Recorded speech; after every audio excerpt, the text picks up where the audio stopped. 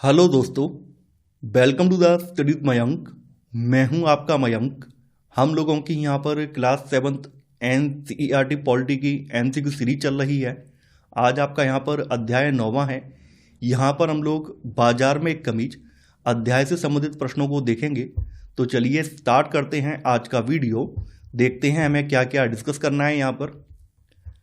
आज का पहला प्रश्न है, कपास निष्कर्षण प्रक्रिया के संदर्भ में ऊटाई का अर्थ है कपास के रेशों से धागा बनाना, रुई से बीजों या बिनौले को अलग करना, धागों की रंगाई करना, कपड़ों की सिलाई करना।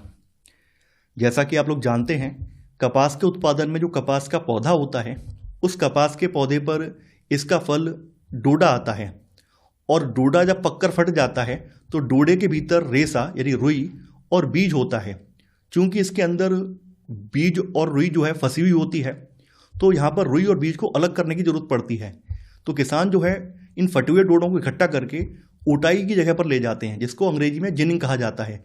यहाँ पर रुई से बीजों को अलग किया जाता है। तो आंसर है आपका बी वाला। दूसरा प्रश्न है, कपास की खेती के संबंध में निम्नलिखित कथनों पर विचार कीजिए। कपास के डोडे एक साथ पककर फटते हैं। इसकी खेती में भारी मात्रा में कीटनाशकों की आवश्यकता होती है। यह एक शुद्ध निर्वाह फसल है। आपको यहाँ बताना है कौन सा कथन सही है। जैसा कि आप लोग पढ़ चुके हैं, कपास के डोडे एक साथ नहीं फटते हैं, बल्कि जैसे मान लीजिए 15 से 20 दिन का समय ले लिया या फिर महीने भर का समय ले लिया, कुछ पहले फट गया कुछ बाद में फट रहे हैं, तो यहाँ पर एक क्रम चलता रहता है। तो एक साथ नहीं फटते हैं, तो यहाँ पर पहला वाला गलत हो जाएगा। यहाँ सेकंड वाला कथन बिल्कुल सही है। इसकी खेती में भारी मात्रा में कीटनाशकों की आवश्यकता होती है, फर्टिलाइजर्स की आवश्यकता होती है, तो यहाँ पर अच्छा खासा निवेश भी करना पड़ता है। तो दूसरा वाला कथन सही है। यह एक वाणिज्यिक फसल है, यानी कॉमर्शियल क्रॉप है। शुद्ध निर्वाह फसल वो फसल होती है जो केवल खाने लायक उगाई जाती है, केवल अपना पेट भरने लायक उगाई जाती है, उसे शुद्ध निर्वाह फसल या शुद्ध निर्वाह खेती कहा जाता है। चूंकि ये वाणिज्यिक फसल है, तो यहाँ पर थर्ड वाला गलत हो जाएगा। यहाँ पर सेकंड वाला सही है, तो आंसर है आपका बी वाला, केवल 2। तीसरा प्रश्न है, कपास की उत्पादन वितरण श्रृंखला में सबसे कम लाभ किसे प्राप्त होता है? विदेशी व्यवसायी, स्थानीय थोक व्यापारी, वस्त्र निर्यातक, बुनकर और छोटे किसान। अक्सर बुनकर और छोटे किसान जो हैं, यहाँ पर सबसे कम लाभ अर्जित करते हैं, क्योंकि उन्हें बड़े व्यापारियों पर या साहूकारों पर कर्ज के लिए निर्भर रहना पड़ता है।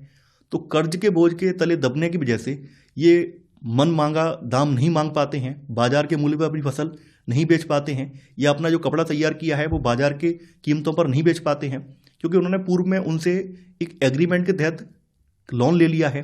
और एग्रीमेंट उनका ये होता है कि आप जो भी उत्पाद तैयार करेंगे वो हमें बेचेंगे। तो इस वजह से ये अपने व्यापारियों से जो बाजार की कीमत है वो नहीं मांग पाते हैं। तो इस वजह से ये सबसे कम लाभ अर्जित करते हैं। तो यहाँ पर सही आंसर है डी वाला, यानी बुनकर और छोटे किसान। चौथा प्रश्न है, यहाँ कथन दिया गया है, कपास की खेती में छोटे किसानों को अक्सर स्थानीय व्यापारियों से कर्ज लेना पड़ता है। कारण, कपास की खेती में उर्वरक, कीटनाशक और बीज जैसे निवेशों के लिए उच्च लागत की आवश्यकता होती है। ये बात सच है कि कपास एक वाणिज्यिक फसल है और कपास की पैदावार करने के लिए यहाँ पर अच्छा खासा निवेश जरूरी है, क्योंकि यहाँ पे फर्टिलाइजर्स भी चाहिए, जो पेस्टिसाइड्स हैं, कीटनाशक भी चाहिए, इसका बीज भी चाहिए। तो इन सब को लाने के लिए हमें निवेश की आवश्यकता है। अब चूंकि छोटे किसान जो होते हैं उनके पास इतना पैसा होता नहीं है, तो वो अपने आसपास के साहूकारों से, व्यापारियों से ऋण लेते हैं। उस ऋण को लेकर ये पैदावार लगाते हैं। तो ऐसे में उनके ऊपर एक तो ब्याज का जो बोझ है वो बढ़ जाता है, साथ ही साथ इन साहूकारों के दबे होने की वजह से, इन साहूकारों के अंडर दबे होने की वजह से वो अपनी फसल का मुंह मांगा दाम भी नहीं मांग पाते हैं। तो यहाँ पर कथन और कारण दोनों सही हैं। तो यहाँ पर आंसर है आपका ए वाला, यानी ए और आर दोनों सही हैं और आर ए की सही व्याख्या है। पांचवा प्रश्न है, कथन दिया गया है और कारण दिया गया है। दादन व्यवस्था, इसे पुटिंग हाउस सिस्टम कहा जाता है। दादन व्यवस्था में बुनकर बाजार के उतार चढ़ाव के जोखिम से मुक्त रहते हैं। कारण, इस व्यवस्था में सूत की खरीद और तैयार माल की बिक्री की जिम्मेदारी व्यापारी की होती है। देखिए, दादन व्यवस्था में क्या है, दादन व्यवस्था में व्यापारी अपना कच्चा माल देकर तैयार कराते हैं। तो यहाँ पर बुनकर को किसी प्रकार का कोई सूत बाहर से लेना नहीं पड़ता है, क्योंकि व्यापारी ने ऑर्डर दे रहा है, अपना कच्चा माल प्रोवाइड करवा रहा है, उसे बनाकर इन्हें देना है और जो भी इनकी लागत आएगी वो उसको पे कर देगा। तो यहाँ पर जो भी बुनकर होता है उसको फ़र्क नहीं पड़ता है कि हमें कच्चा माल कहाँ से अरेंज करना है और हम जो माल तैयार करेंगे कहाँ बेचना है, उसे इस बात की कोई टेंशन नहीं रहती है। ये सब चीज़ें जो भी व्यापारी उन्हें बता के जाता है कि आपको किस तरह का कपड़ा तैयार करना है, कितनी क्वांटिटी में तैयार करना है, ये उसे पहले से पता होता है। तो कहीं ना कहीं यहाँ पर इस तरह की व्यवस्था में जो बुनकर होते हैं वो बाजार उतार चढ़ाव के जो जोखिम होते हैं उनसे मुक्त रहते हैं। तो यहाँ पर कथन और कारण जो हैं ये दोनों सही हैं। तो आंसर है आपका ए वाला, यानी ए और आर दोनों सही हैं और आर ए की सही व्याख्या है। छठवां प्रश्न है, दादन व्यवस्था के अंतर्गत बुनकरों को होने वाली प्रमुख हानि क्या है? उन्हें कच्चा माल खुद खरीदना पड़ता है, उन्हें तैयार कपड़े बेचने के लिए बाजार ढूंढना पड़ता है, उन्हें बहुत कम मजदूरी मिलती है और वे व्यापारी पर निर्भर हो जाते हैं, उन्हें कर्जों के लिए सरकारी सब्सिडी नहीं मिलती है। दादन व्यवस्था की सबसे बड़ी जो हानि है वो ये है कि यहाँ पर बुनकर जो है पूरी तरह से व्यापारी पर डिपेंड हो जाते हैं, क्योंकि व्यापारी उन्हें कच्चा माल प्रोवाइड करवा रहा है और व्यापारी उनका बना हुआ माल खरीद भी रहा है। तो ऐसे में वो बाहर जो बाजार का रेट है वो उस रेट को नहीं मांग पाते हैं, क्योंकि यहाँ पे पहले से ही व्यापारी इनसे बुक कर लेते हैं, भाई आपका जो भी कपड़े का थान होगा हम इस भाव से खरीदेंगे। अब मान लीजिए उस समय मार्केट का भाव ज़्यादा चल रहा है, तो चूंकि इन लोगों ने पहले से ही इस दादन व्यवस्था के तहत इससे पहले से कच्चा माल लिया हुआ है, तो इससे ओवर कीमत नहीं मांग सकते हैं, बाजार की कीमत नहीं मांग सकते हैं, तो कई बार इन्हें घाटा भी उठाना पड़ता है। इसके अलावा दादन व्यवस्था में ये भी है कि व्यापारी कोशिश करता है कि कम से कम कीमत पर कपड़ा तैयार करवाया जाए, तो यहाँ पर इन्हें बहुत कम मजदूरी मिलती है और ये व्यापारी पे पूरी तरह से डिपेंड भी हो जाते हैं। तो आंसर है आपका सी वाला। सातवां प्रश्न है, कपास से तैयार कमीज बनने की सही क्रमिक प्रक्रिया कौन सी है? कताई, खेती, ओटाई, बुनाई, वस्त्र निर्माण।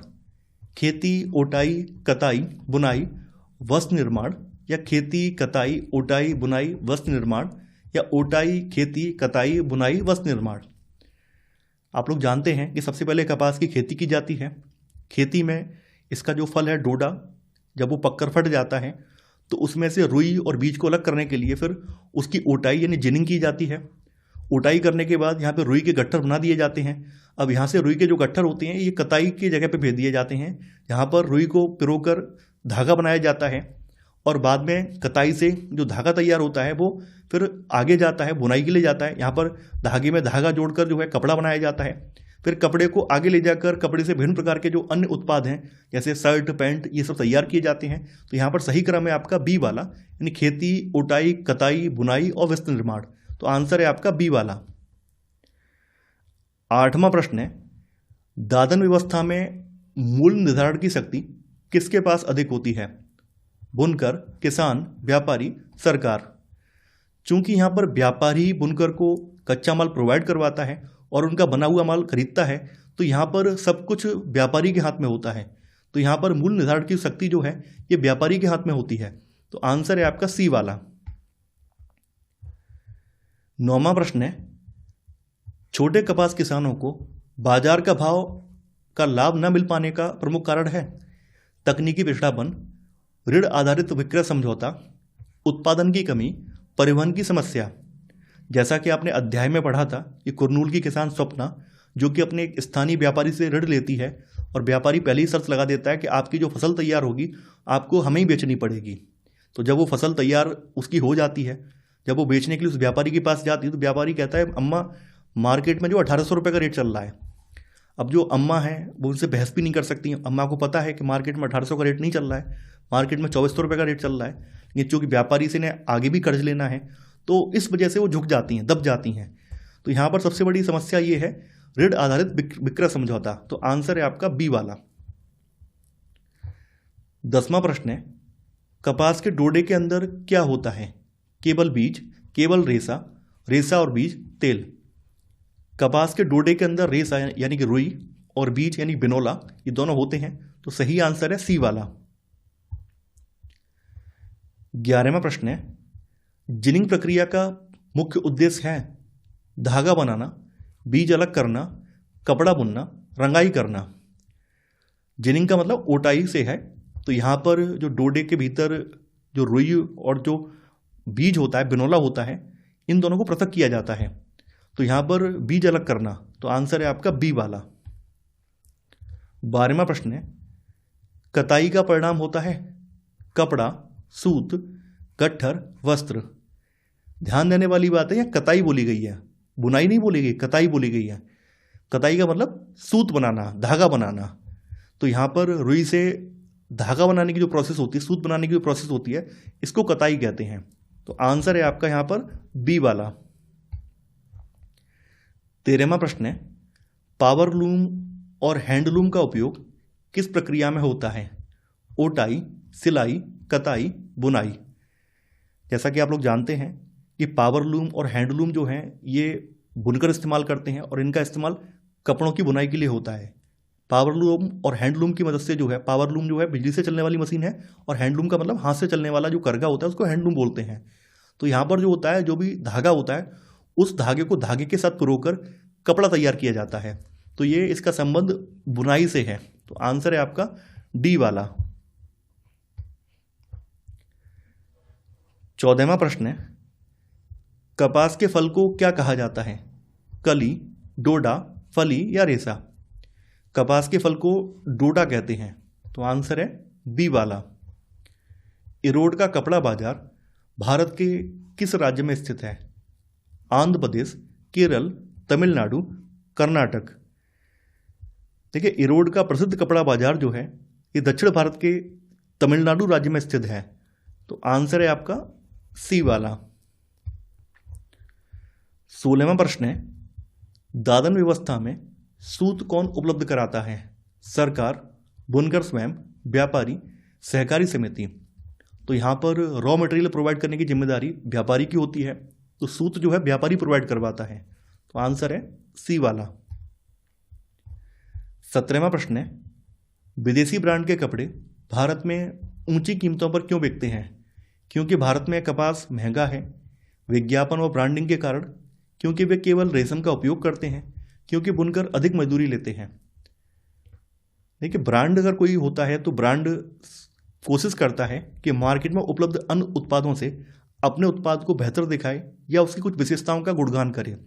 तो इसके लिए वो विज्ञापन का सहारा लेता है, उसके साथ अपनी कुछ टैगलाइन जोड़ता है। तो विज्ञापन और ब्रांडिंग की वजह से जो विदेशी ब्रांड के कपड़े हैं ये भारत में महंगे होते हैं। तो आंसर है आपका बी वाला। 18वां प्रश्न है, कपास की उत्पादन वितरण प्रणाली के संदर्भ में कौन सा कथन सही नहीं है? कपास एक रेशा प्रदान करने वाली फसल है, बिनौला तेल कपास के बीजों से निकाला जाता है, इरोड का कपड़ा बाजार एक दैनिक बाजार है, विदेशी व्यवसायी श्रृंखला में सबसे अधिक लाभ कमाता है। पहला वाला कथन यह बिल्कुल सही है।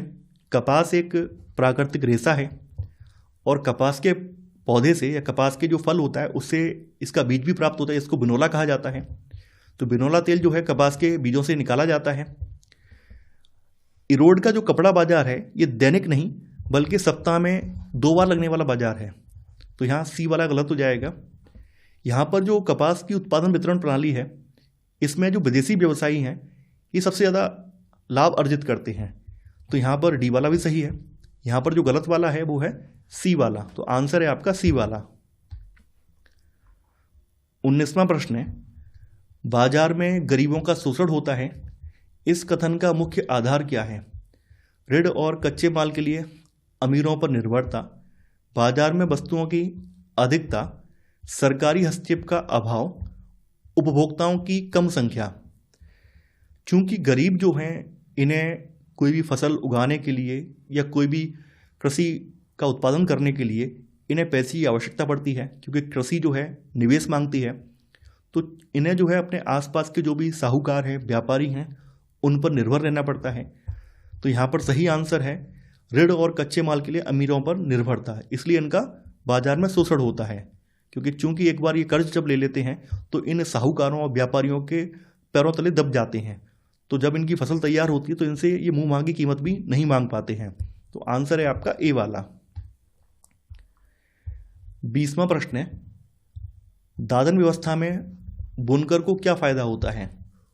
उसे सूत खरीदने के लिए निवेश नहीं करना पड़ता, उसे बहुत अधिक वेतन मिलता है, वह अपनी मर्जी से दाम तय करता है, वह व्यापारी का मालिक होता है।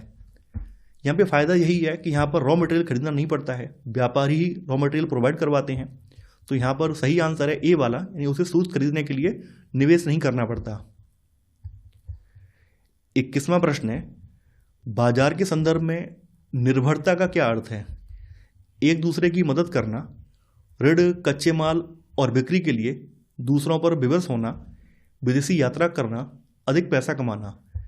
बाजार के संदर्भ में निर्भरता का मतलब है कि कर्ज, कच्चा माल और अपना तैयार जो माल है या अपना जो उत्पादित जो उत्पाद है उसको बाजार में बेचने के लिए दूसरों पर विवश रहना, दूसरों पर डिपेंड रहना। तो यहाँ पर सही आंसर है बी वाला। 22वां प्रश्न है, बाजार में सभी को समान अवसर नहीं मिलते, इस पंक्ति का निष्कर्ष क्या है? बाजार सबके लिए समान है, धनी और शक्तिशाली लोग अधिक लाभ कमाते हैं, केवल सरकारी लाभ कमाती है, विदेशी बाजार में घाटा होता है। देखिए, जैसा कि आप लोग जानते हैं, यहाँ पर सब कुछ पैसा और निवेश का खेल है। जिसके पास ज़्यादा पैसा है, जो ज़्यादा निवेश करेगा, वो अधिकतम लाभ अर्जित करेगा। तो यहाँ पर उत्पादन वितरण जो श्रृंखला है, इसमें जो बड़े व्यापारी हैं, जो शक्तिशाली व्यापारी हैं, जिनके पास अच्छा खासा पैसा है, तो बल्क में चीज़ों को खरीदते हैं। और जब चीज़ों को बल्क में खरीदते हैं तो मार्केट को भी कंट्रोल करने लगते हैं। तो यहाँ पर धनी और शक्तिशाली लोग इस श्रृंखला में सबसे ज़्यादा लाभ अर्जित करते हैं। तो यहाँ पर सही आंसर है बी वाला। 23वां प्रश्न है, इनमें से कौन सा कारक बुनकरों के शोषण के लिए उत्तरदायी है? सूचना का अभाव, कर्ज का बोझ, व्यापारियों का वर्चस्व या उपरोक्त सभी? देखिए, जैसा कि आप लोग जानते हैं, यहाँ पर बुनकरों को ये नहीं पता होता है कि वो जिस व्यापारी के लिए कपड़ा तैयार कर रहे हैं, वो व्यापारी वो कपड़ा कहाँ पर भेजेगा, आगे वो किस कीमत पर कपड़े को निर्यात करेगा, ये जानकारी बुनकर को नहीं होती है। तो यहाँ तक सूचना का अभाव होता है। दूसरी बात, बुनकर को जो भी अपनी मशीनरी है, चाहे वो हथकरघा हो, पावर लूम हो, उसको खरीदने के लिए बाहर से लोन लेना पड़ता है, कर्ज लेना पड़ता है। तो कर्ज के बोझ में दबा होता है। ऊपर से व्यापारियों का यह वर्चस्व होता है, क्योंकि व्यापारी यहाँ पर इसे जो है कोई ऑर्डर देते हैं, इसे कच्चा माल प्रोवाइड करवाते हैं, तो इन्हें मजबूरी है व्यापारी की सुननी पड़ेगी। इन सब की वजह से बुनकरों का शोषण ज़्यादा होता है। तो यहाँ पर आंसर है डी वाला, इन उपरोक्त सभी। 24वां प्रश्न है, करघा यानी लूम क्या है? रुई साफ करने वाली मशीन, कपड़ा बुनने का यंत्र, सिलाई मशीन, बीज बोने का यंत्र। करघा जो है ये कपड़ा बुनने का यंत्र है। और करघा जो है दो प्रकार का होता है, एक तो हथकरघा, हाथ से चलाने वाला करघा, और दूसरा पावर लूम, जो कि बिजली चलित करघा होता है, उसको पावर लूम कहते हैं। तो करघे में क्या होता है, इसमें धागे को आपस में जोड़कर कपड़ा बुना जाता है। तो आंसर है आपका बी वाला। 25वां प्रश्न है, कपास की तुड़ाई कई चरणों में क्यों करनी पड़ती है? क्योंकि किसान आलसी होते हैं, क्योंकि डोडे एक साथ नहीं फटते, क्योंकि रुई को ताज़ा रखना होता है, क्योंकि व्यापारी की यही मांग होती है। यहाँ यही है कि यहाँ पर डोडे एक साथ नहीं फटते हैं, इसलिए इसकी तुड़ाई जो है कई चरणों में करनी पड़ती है। इससे लागत बढ़ जाती है और समय की भी हानि होती है। तो यहाँ पर सही आंसर है बी वाला।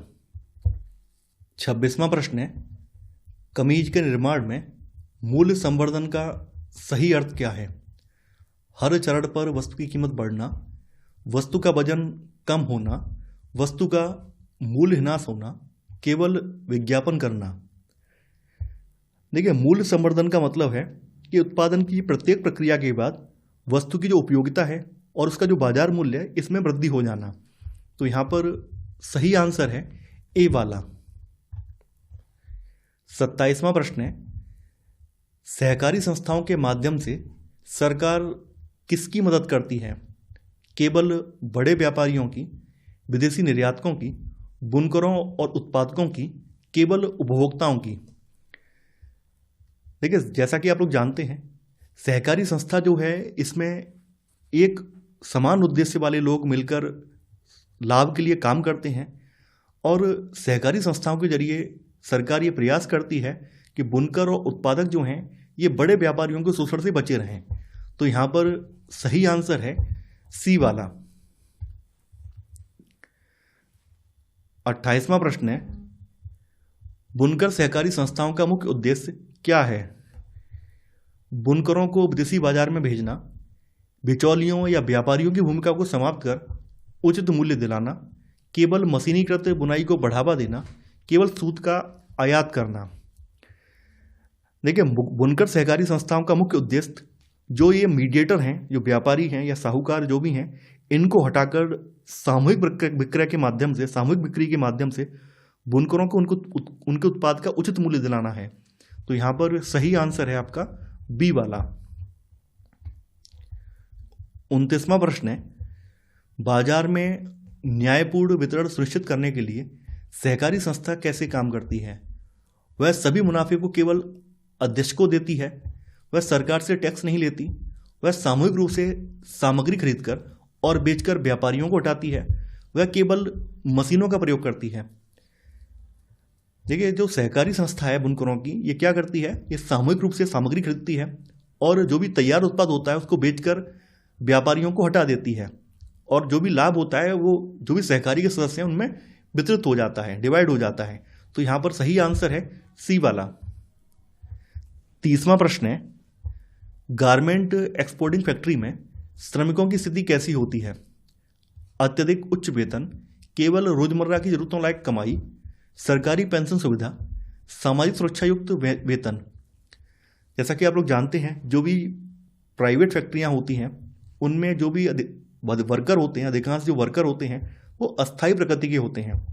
अस्थायी का मतलब जब कंपनी को ज़रूरत है तब उन्हें काम पे रख लेंगे, और जब ज़रूरत नहीं है तब मनमाने तरीके से उनको बाहर निकाल देंगे। तो इस तरह का रोजगार अस्थायी रोजगार कहा जाता है। खास करके जो कपड़ा उद्योग है, जो गारमेंट एक्सपोर्टिंग फैक्ट्री हैं, यहाँ पर अधिकांशतः महिलाएं काम कर रही होती हैं और महिलाओं को बहुत कम वेतन पर काम पर रखा जाता है। उनकी नौकरी भी यहाँ स्थायी नहीं होती है, अस्थायी प्रकृति की नौकरी होती है और वेतन भी अत्यंत कम होता है। तो यहाँ पर वेतन इतना कम होता है कि इनकी केवल रोजमर्रा की जरूरतें ही पूरी हो पाती हैं। तो यहाँ पर सही आंसर है आपका बी वाला। 31वां प्रश्न है, को ऑप्टेक्स का संबंध किस राज्य से है? गुजरात, महाराष्ट्र, उड़ीसा, तमिलनाडु। को ऑप्टेक्स का संबंध तमिलनाडु राज्य से है, तो आंसर है आपका डी वाला।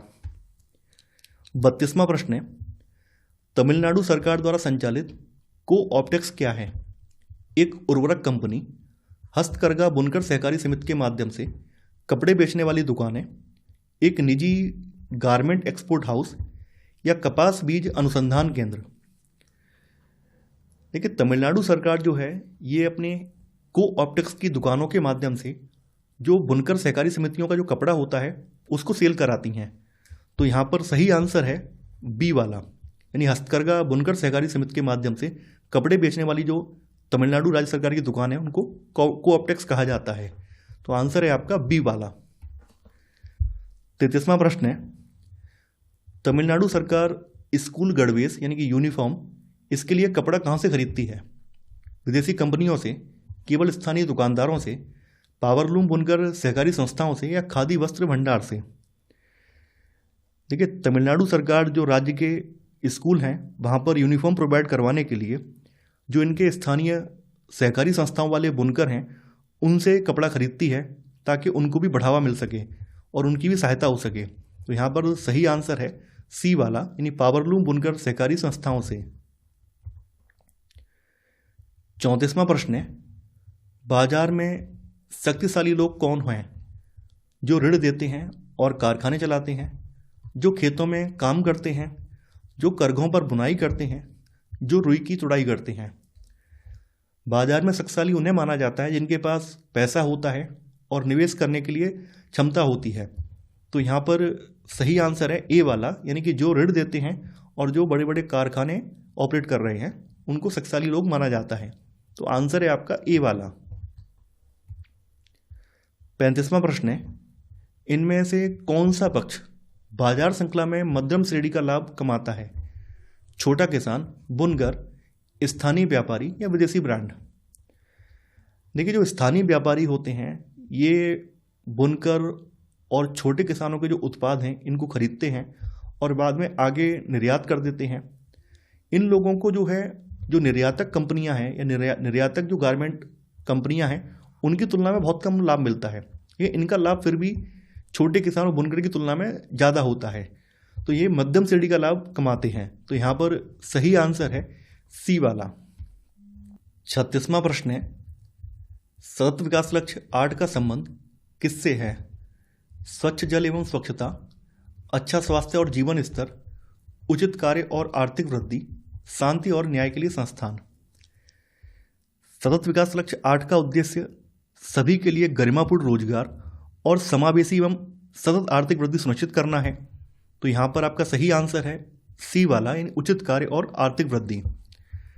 स्वच्छ जल एवं स्वच्छता जो है ये सतत विकास लक्ष्य 6 है। अच्छा स्वास्थ्य और जीवन स्तर ये सतत विकास लक्ष्य 3 है। शांति और न्याय के लिए संस्थान ये सतत विकास लक्ष्य 16 है। तो यहाँ पर हमारा आंसर है सी वाला। 37वां प्रश्न है, वस्त्र निर्यातक को विदेशी व्यवसायियों की कौन सी शर्तें माननी पड़ती हैं? न्यूनतम मूल्य और उच्च गुणवत्ता, समय पर डिलीवरी, ए और बी दोनों, या केवल ए? जो भी गारमेंट एक्सपोर्टर हैं यानी वस्त्र निर्यातक हैं, तो विदेशी व्यापारी इनसे अपेक्षा ये करते हैं कि ये न्यूनतम मूल्य पर कपड़ों को निर्यात करें, इनके कपड़े भी उच्च गुणवत्ता वाले हों और समय पर ये डिलीवरी दें। तो यहाँ पर सही आंसर है सी वाला, यानी ए और बी दोनों। 38वां प्रश्न है, सतत विकास लक्ष्य 8 के अनुसार रोजगार कैसा होना चाहिए? केवल अंशकालिक, गरिमापूर्ण और उत्पादक, बिना वेतन का, केवल सरकारी? सतत विकास लक्ष्य 8 के अनुसार रोजगार ऐसा होना चाहिए जो गरिमा प्रदान करे और उत्पादक हो, ताकि सतत और समावेशी आर्थिक वृद्धि सुनिश्चित की जा सके। तो यहाँ पर आपका सही आंसर है बी वाला। 39वां प्रश्न है, दादन व्यवस्था किस आर्थिक संरचना का उदाहरण है? मुक्त बाजार, सहकारी बाजार, आश्रित उत्पादन प्रणाली, सरकारी नियंत्रण? देखिए, दादन व्यवस्था में बुनकर जो है कच्चे माल और तैयार माल के लिए व्यापारी पर निर्भर रहता है। तो ये जो व्यवस्था है ये आश्रित उत्पादन प्रणाली पर आधारित है। तो यहाँ पर सही आंसर है सी वाला। 40वां प्रश्न है, वस्त्र निर्माण प्रक्रिया के श्रृंखलाबद्ध चरणों के संदर्भ में निम्नलिखित कथनों पर विचार करें। कपड़ा निर्माण में कच्चे माल के रूप में कपास का इस्तेमाल किया जाता है। किसान कपास के पौधों पर आए डोडे फटने के बाद उन्हें इकट्ठा कर जिनिंग मिल को बेच देता है। जिनिंग मिलें कपास के बीज हटाती हैं और दबाकर कपास के गट्ठर बनाती हैं। सूत मिलें कपास के गट्ठरों को खरीदकर उनसे धागा बनाती हैं।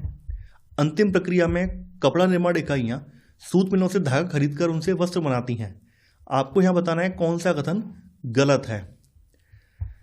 आमतौर पर पूरी दुनिया की अगर हम बात करें तो आमतौर पर जो परंपरागत तरीका है कपड़े बनाने का उसमें कपास इस्तेमाल किया जाता है। तो यहाँ पर पहला वाला सही है। यहाँ पे कपास का जो पौधा है इस पर डूडा आता है और डूडे के फटने के बाद डूडे को इकट्ठा करके उन्हें उटाई के लिए यानी कि जिनिंग मिल में भेज दिया जाता है, जहाँ पर डोडे में से रुई और बीज को पृथक कर लिया जाता है। फिर यहाँ से रुई के जो बंडल बनाए जाते हैं उन बंडलों को यहाँ पर जिनिंग मिलें जो है कपास के बीज हटाकर उन्हें दबाकर गट्ठर बना देती हैं और फिर उन रुई के गट्ठरों को सूत मिलें खरीद देती हैं और उनसे धागा बनाती हैं और धागे को आगे जाकर बुनकर जो है बुनकर कपड़ा तैयार करते हैं। तो ऐसे करके अंतिम प्रक्रिया में निर्माण जो कपड़ा निर्माण इकाइयाँ हैं सूत मिलों से धागा खरीद कर उससे कपड़े बनाती हैं। तो यहाँ पर पूरी की पूरी प्रक्रिया सही है, कोई भी कथन गलत नहीं है। तो आंसर होगा डी वाला, यानी इनमें से कोई भी कथन असत्य नहीं है। 41वां प्रश्न है, तमिलनाडु के इरोड कपड़ा बाजार के संदर्भ में निम्नलिखित कथनों पर विचार कीजिए। इस बाजार में आसपास के गांव में बुनकरों द्वारा बनाया गया कपड़ा भी बिकने के लिए आता है। गांव में कपड़ा व्यापारियों ने अपने कार्यालय स्थापित किए हैं। स्थानीय बुनकर व्यापारियों से ऑर्डर लेकर उनके अनुसार कपड़ा बनाकर यहाँ लाते हैं। यहाँ के व्यापारी सिर्फ देश के भीतर ही वस्त्र निर्माताओं और निर्यातकों को उनके ऑर्डर के अनुसार कपड़ा उपलब्ध कराते हैं। आपको यहाँ बताना है कौन सा कथन सही है। देखिए, यहाँ पर पहला वाला कथन बिल्कुल सही है कि इस बाजार में आसपास के जो गांव के बुनकर हैं ये भी कपड़ा तैयार करके लाते हैं और उनका भी कपड़ा यहाँ पर बिकता है। तो पहला वाला कथन बिल्कुल सही है। सेकंड वाला कथन यहाँ पर गलत है। देखिए, आपके अध्याय में भी ये कहीं जिक्र नहीं किया गया है कि व्यापारियों ने गांव में अपने कार्यालय बनाए हैं और व्यापारी गांव में अपने कार्यालय क्यों बनाएंगे? व्यापारी अपने कार्यालय वहाँ बनाएंगे जहाँ पर टाउनशिप होगी, नगर क्षेत्र होगा, यहाँ पर अन्य जगहों के व्यापारी भी आते होंगे, अन्य जगहों के बुनकर भी आते होंगे। नगर में आते हैं, गांव में तो नहीं आते अन्य जगहों के बुनकर। तो अधिकांश व्यापारी जो होते हैं अपना ठिकाना नगरों में ही बनाते हैं, या फिर कोई ऐसा बड़ा इलाका जहाँ पर ये मार्केट लगता है वहाँ पे बनाएंगे। जैसे इरोड का कपड़ा बाजार है तो इरोड में बनाएंगे, ना कि इरोड के आसपास के गाँव में। तो यहाँ पर सेकंड वाला गलत हो जाएगा। तो यहाँ थर्ड वाला सही है, यानी यहाँ के स्थानीय बुनकर हैं, ये व्यापारियों से ऑर्डर लेकर उनके अनुसार कपड़ा बनाकर लाते हैं। और यहाँ के व्यापारी सिर्फ देश के भीतर ही वस्त्र निर्माण वाले जो निर्माता हैं उनके लिए कपड़ा तैयार नहीं करते हैं, बल्कि यहाँ का कपड़ा जो है विदेशों तक जाता है। तो यहाँ चौथा वाला कथन ये यहाँ पर कहना गलत हो जाएगा कि सिर्फ देश के भीतर के ही कपड़ा जो निर्यातक हैं या कपड़ा जो निर्माता उनके लिए कपड़ा तैयार किया जा रहा है, ये कहना यहाँ पर गलत होगा। तो यहाँ पर 1 और 3 सही है। तो आंसर है यहाँ पर ए वाला, यानी केवल 1 और 3। 42वां प्रश्न है, भारत में प्राचीन समय से ही वस्त्र निर्माण उद्योग परंपरागत अर्थव्यवस्था का आधार रहा है। वस्त्र निर्माण की दादन व्यवस्था के संदर्भ में निम्नलिखित कथनों में से कौन सा गलत है? इस व्यवस्था में बुनकरों को सूत खरीदने के लिए अपना पैसा नहीं लगाना पड़ता और साथ ही तैयार कपड़ों को बेचने की व्यवस्था भी हो जाती है। बुनकरों को प्रारंभ में ही पता चल जाता है कि उन्हें कौन सा कपड़ा बनाना है और कितना बनाना है।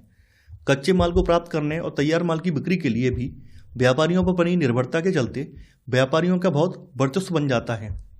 इस व्यवस्था में बुनकर व्यापारी से यह जान सकते हैं कि वे किसके लिए कपड़ा बना रहे हैं और वह किस कीमत पर बेचा जाएगा। देखिए, यहाँ पर दादन व्यवस्था में बुनकर के पास ऐसा कोई साधन नहीं है कि वो व्यापारी से ये जान सके कि किसके लिए कपड़ा तैयार किया जा रहा है, कपड़ा कहाँ भेजा जाएगा, आगे जाकर इसका कितना मूल्य बढ़ेगा, इसके मूल्य में कितनी वृद्धि होगी। तो ये सब चीज़ें जानने का बुनकर को अधिकार नहीं है। तो यहाँ डी वाला कथन गलत हो जाएगा और यही आपका आंसर है। आंसर है आपका डी वाला। 43वां प्रश्न है, बुनकर सहकारी संस्थाओं के संदर्भ में निम्नलिखित कथनों पर विचार कीजिए। एक सहकारी संस्था में वे लोग जिनके हित समान हैं इकट्ठे होकर परस्पर लाभ के लिए काम करते हैं। सहकारी संस्था में बुनकर सूत व्यापारी से सूत प्राप्त कर उसे आपस में बांट लेते हैं। सहकारी संस्थाएं विक्रय का कार्य नहीं करती, इसमें व्यापारी की भूमिका बनी रहती है। गुजरात सरकार हस्तकरघा बुनकर सहकारी समिति से कपड़ा खरीदकर को-ऑप्टेक्स नामक दुकानों के माध्यम से बेचती है। आपको यहाँ बताना है कौन सा कथन सही है। देखिए, पहला वाला सही है। एक सहकारी संस्था में वे लोग जिनके हित समान होते हैं इकट्ठे होकर लाभ के लिए काम करते हैं। सहकारी संस्था में बुनकर जो हैं सूत व्यापारी से सूत प्राप्त करते हैं और आपस में बांट लेते हैं। देखिए, सहकारी संस्थाएं जो हैं ये बिक्री का काम भी करती हैं और बिक्री का काम करने की वजह से जो व्यापारी की जो भूमिका होती है वो समाप्त हो जाती है, ना कि बनी रहती है। तो तीसरा वाला गलत हो जाएगा। को-ऑप्टेक्स जो है ये तमिलनाडु की गवर्नमेंट द्वारा चलाई जाने वाली दुकानें हैं जो कि सहकारी बुनकर सहकारी समिति का कपड़ा बेचती हैं। तो यहाँ पर चौथा वाला भी गलत है। यहाँ पर 1 और 2 सही है। तो आंसर है आपका ए वाला, केवल 1 और 2। 44वां प्रश्न है, वस्त्र निर्माण प्रक्रिया के विभिन्न स्तरों पर मिलने वाले लाभ के संदर्भ में निम्नलिखित कथनों पर विचार कीजिए। इस श्रृंखला में सबसे निचले स्तर पर मौजूद किसानों को सबसे ज़्यादा संघर्ष करना पड़ता है, फिर भी उसे लाभ नहीं मिल पाता। स्थानीय बुनकरों और वस्त्र निर्माण फैक्ट्री में कार्यरत मजदूरों को भी बहुत कम मेहनताना मिल पाता है। माल की खरीद बेच करने वाले व्यापारियों की स्थिति बीच की रहती है। वह ना तो ज़्यादा कमा पाते हैं और ना ही घाटे में रहता है। अंतिम चरण पर जो बड़े शोरूम या ब्रांड या सुपरमार्केट हैं ये उत्पादों को ऊंची कीमत पर बेचकर अधिक मुनाफा कमाते हैं। तो यहाँ पूछा गया है कौन सा कथन सही है।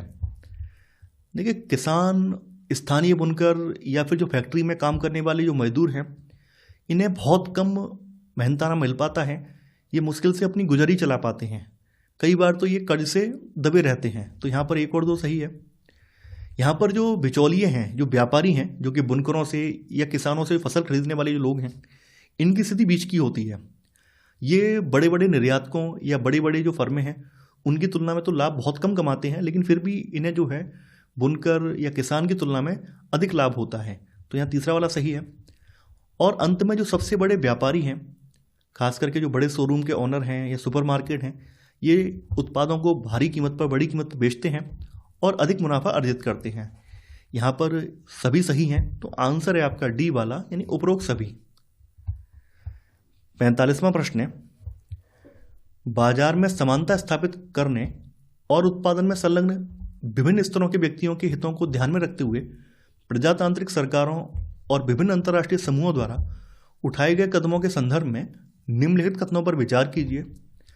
सरकार विभिन्न प्रकार की कल्याणकारी योजनाएं चलाकर वस्त्र निर्माण प्रक्रिया में विभिन्न स्तरों पर संलग्न व्यक्तियों के हितों की रक्षा करती है। कभी कभी सरकार उचित मूल्य पर सहकारी संस्थाओं से कपड़ा खरीदकर उनकी मदद करती है। अंतर्राष्ट्रीय समुदाय ने संयुक्त राष्ट्र के माध्यम से 17 सतत विकास लक्ष्यों की ऐतिहासिक योजना में 8वां लक्ष्य उचित कार्य और आर्थिक वृद्धि रखा है। आपसे यहाँ पूछा गया है कौन सा कथन गलत है। देखिए, सरकार ये प्रयास करती है कि जो बुनकर हैं उनके साथ शोषण ना हो, वो बचे रहें। तो सरकार जो है कुछ इस तरह की स्कीम लॉन्च करती है जिससे कि बुनकरों को बहुत कम ब्याज दरों पर लोन मिलने वाली स्कीम है, जिससे कि बुनकर बाहर से कर्ज ना उठाकर सरकार से कर्ज लें और बहुत रियायती किस्तों पर उसको भर सकें, जिससे कि बुनकर पर अतिरिक्त दबाव ना पड़े। इस तरह की तमाम योजनाएं हैं जो कि सरकार इनके संरक्षण के लिए चला रही है। कभी कभी जैसे कि तमिलनाडु सरकार ने किया है, तमिलनाडु ने अपनी को-ऑप्टेक्स नामक दुकानें खोली हैं जिनके माध्यम से बुनकर सहकारी समितियों का कपड़ा यहाँ से बेचा जाता है। तो सेकंड वाला भी सही है। इसके अलावा जो अंतर्राष्ट्रीय समुदाय है इसने भी 17 सतत विकास लक्ष्यों की जो ऐतिहासिक योजना है इसमें 8वां लक्ष्य उचित कार्य और आर्थिक वृद्धि शामिल किया है। यहाँ पर तीनों ही सही हैं। चूंकि यहाँ पूछा गया कौन सा गलत है, तो इनमें से कोई भी गलत नहीं है, तो आंसर है आपका डी वाला, इनमें से कोई भी असत्य नहीं है। अब देखिए यहाँ पर सीटेट वाले PYQ आगे, दादन व्यवस्था है जहाँ व्यापारी राशि देता है और उत्पाद प्राप्त करता है, जहाँ व्यापारी कच्चे माल की आपूर्ति करता है और तैयार माल प्राप्त करता है, जहाँ व्यापारी अपने माल को किस्तों में बेचता है, जहाँ व्यापारी श्रमिकों पर अतिरिक्त घंटों के लिए काम करने हेतु जोर डालता है। दादन व्यवस्था क्या है? जहाँ व्यापारी कच्चे माल की आपूर्ति करता है और तैयार माल प्राप्त करता है। तो आंसर है आपका बी वाला। 47वां प्रश्न है, दादन व्यवस्था यानी पुटिंग आउट सिस्टम के अंतर्गत बुनकर और सौदागर के बीच निम्नलिखित में से व्यापार का कौन सा रूप है? सौदागर द्वारा सूत बुनकर को बेचा जाता है और बुनकर अपनी खपत के लिए कपड़ा बनाता है। सौदागर द्वारा सूत की आपूर्ति बुनकर के लिए की जाती है और तैयार कपड़ा बुनकर से कम कीमत पर वापस खरीदा जाता है। बुनकर सूत खुले बाजार से खरीदते हैं और कपड़ा कम कीमत पर सौदागर को बेचते हैं। सौदागर से न्यूनतम बोली पर सूत खरीदा जाता है और कपड़ा ऊंची बोली पर बेचा जाता है। तो इस पुटिंग आउट सिस्टम में सौदागर के द्वारा सूत की आपूर्ति बुनकर को की जाती है और तैयार कपड़ा जो है ये बुनकर कम कीमत पर वापस उससे खरीदता है। तो आंसर है आपका बी वाला। 48वां प्रश्न है, निम्नलिखित में से कौन सा बुनकर सहकारी संस्थाओं के संदर्भ में सही है? व्यापारियों के ऊपर निर्भरता को कम करने और बुनकरों की आय बढ़ाने में सहायता करती है। अप्रत्यक्ष रूप से बड़ी कंपनियों को सहायता करती हैं। बुनकर सदस्य दादन व्यवस्था में काम करते हैं। सहकारी संस्थाएं विपणन में संलिप्त रहती हैं। आपको यहाँ पर सही विकल्प का चयन करना है। देखिए यहाँ पर जो बुनकर सहकारी संस्थाएं हैं तो ये बनाने का उद्देश्य ये है कि ताकि व्यापारियों के ऊपर जो बुनकरों की निर्भरता है ये खत्म हो सके और व्यापारियों का जो वर्चस्व है ये खत्म करके जो भी लाभ है वो सीधे तौर पर बुनकर को मिले। तो ये जो बुनकर सहकारी संस्थाएं हैं ये व्यापारियों पर निर्भरता खत्म करती हैं और बुनकरों की आय बढ़ाने में सहायता करती हैं। तो यहाँ पर आपका ए वाला सही है। अप्रत्यक्ष रूप से बड़ी कंपनियों को सहायता करती हैं। देखिए इनका उद्देश्य बड़ी कंपनियों की सहायता करना नहीं होता है, बल्कि जो बुनकर हैं उन गरीब बुनकरों के हितों की रक्षा करना होता है। तो यहाँ बी वाला गलत हो जाएगा। बुनकर सदस्य दादन व्यवस्था में काम करते हैं। देखिए दादन व्यवस्था में व्यापारी का नियंत्रण होता है, जबकि जो ये व्यवस्था है बुनकर सहकारी संस्था वाली, इसमें ये वाला जो सिस्टम है ये खत्म हो जाता है, क्योंकि यहाँ पर सब कुछ बुनकर सहकारी संस्था के लोग ही मिलकर तय करते हैं। तो यहाँ पर सी वाला गलत हो जाएगा। डी वाला सही है। विपणन का मतलब ये है कि जो मार्केटिंग है, सेल वगैरह है, तो सहकारी संस्थाएं जो हैं अपना कपड़ा बेचने का काम भी करती हैं। तो यहाँ पर ए और डी सही है। तो आंसर है आपका डी वाला, केवल ए और डी। 49वां प्रश्न है, दादन व्यवस्था एक ऐसी व्यवस्था को संदर्भित करती है जिसमें बुनकर इकट्ठे होकर परस्पर लाभ के लिए काम करते हैं। बुनकर सूत खरीदने में अपना पैसा लगाते हैं और तैयार कपड़ों को सीधे बाजार में बेचते हैं। व्यापारी कच्चा माल बुनकरों को देता है और इससे तैयार माल प्राप्त होता है। सरकार बुनकरों की सरकारी संस्था से कपड़ा लेती है। देखिए, दादन व्यवस्था में व्यापारी कच्चा माल बुनकरों को प्रोवाइड करवाता है और इससे तैयार माल प्राप्त करता है। तो आंसर है आपका सी वाला। 50वां प्रश्न है, निम्नलिखित में से किस प्रणाली में छोटे पैमाने के उत्पादकों या श्रमिकों को अपने उत्पादों का एक उचित मूल्य प्राप्त होने की अधिक संभावना होती है? दादन व्यवस्था, सहकारी, उपठेका देना या आउटसोर्सिंग। देखिए, जो सहकारी प्रणाली है इसमें उत्पादक सामूहिक रूप से खरीद बिक्री करते हैं, जिससे जो मीडिएटर हैं, जो बिचौलिए हैं, इनकी भूमिका यहाँ पर लगभग घट जाती है या समाप्त हो जाती है और यहाँ पर जो उत्पादक या श्रमिक हैं इनको इनके कार्य का उचित मूल्य भी मिल जाता है। तो ये सहकारी प्रणाली है। तो यहाँ पर सही आंसर है आपका बी वाला। तो इसी के साथ आपका ये अध्याय समाप्त हो जाता है। और जैसा कि मैं आपसे हर वीडियो में कहता आया हूँ कि अब आपको नोट्स बनाने की आवश्यकता नहीं है। आप लोग हमारे टेलीग्राम चैनल से जुड़कर वहाँ से नोट्स को परचेज कर सकते हैं, जिसमें कि नोट्स के साथ साथ इसके अभ्यास प्रश्नों की सीरीज भी शामिल होगी। तो आशा करता हूँ कि आपको सीरीज पसंद आ रही होगी। आप लोग इस वीडियो को लाइक और शेयर करना बिल्कुल नहीं भूलेंगे। तो आज के लिए इतना ही। Thanks for watching. जय हिंद।